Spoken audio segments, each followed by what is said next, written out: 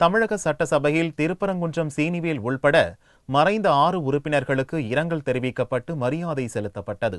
தமிழக சட்டசபை வெள்ளியன்று கூடியதும் சபாநாயகர் தனபால் மறைந்த முன்னாள் எம்எல்ஏக்கள் மணி, ராஜாராம் நாயுடு, செல்வராஜ், பழனிசாமி, நாச்சிமுத்து கவுண்டர் ஆகியோர் மறைவுக்கு இரங்கல் குறிப்பு வாசித்தார். பின்னர் இவர்களது மறைவால் பிரிந்து வாடும் குடும்பத்தினருக்கு ஆழ்ந்த இரங்கலும் அனுதாபமும் தெரிவிப்பதுடன் மறைந்த முன்னாள் உறுப்பினர்களுக்கு மரியாதை செலுத்தும் விதமாக உறுப்பினர்கள் அனைவரும் 2 மணித்துளிகள் எழுந்து நின்று அமைதி காக்குமாறு சபாநாயகர் கேட்டுக்கொண்டார். பின்னர் உறுப்பினர்கள் அனைவரும் எழுந்து நின்று மரியாதை செலுத்தினர். முன்னாள் உறுப்பினர்களது மறைவால் அவர்களை பிரிந்து வருந்தும் அவர்தம் குடும்பத்தாருக்கு ஆழ்ந்த இரங்கலையும் அனுதாபத்தையும் இப்பேரவையின் சார்பிலும் என் சார்பிலும் தெரிவித்துக் கொள்கிறேன்.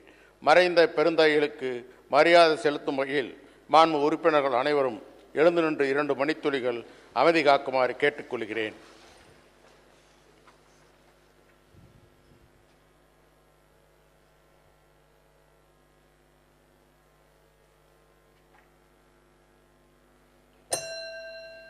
அதன் பிறகு திருப்பரங்குன்றம் தொகுதியில் இருந்து தமிழக சட்டசபைக்கு உறுப்பினராக தேர்ந்தெடுக்கப்பட்ட சீனிவேல் மறைவு குறித்து இரங்கல் தீர்மானத்தை சபாநாயகர் வாசித்தார். பின்னர் சீனிவேல் குடும்பத்தினருக்கு ஆழ்ந்த இரங்கலை தெரிவிக்கப்பட்டதோடு உறுப்பினர்கள் அனைவரும் 2 மணித்துளிகள் எழுந்து நின்று மரியாதை செய்தனர்.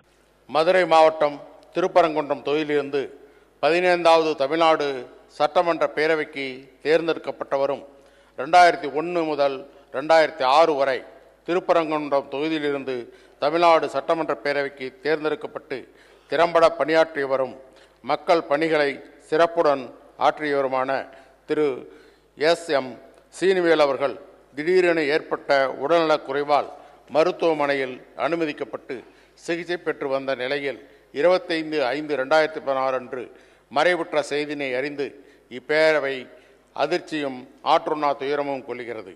அன்னாரது மறைவால் அவரை இழந்து வருந்தும் அவர்தம் குடும்பத்திற்கு ஆழ்ந்த இரங்கலையும் அனுதாபத்தையும் இப்பேரவை தெரிவித்துக் கொள்கிறது. இந்த இரங்கல் தீர்மானத்தை நிறைவேற்றும் முகத்தானும் மறைந்த பெருந்தகைக்கு மரியாதை செலுத்தும் வகையிலும் மாண்பு உறுப்பினர்கள் அனைவரும் எழுந்து நின்று 2 மணித்துளிகள் அமைதி காக்குமாறு கேட்டுக்கொள்கிறேன்.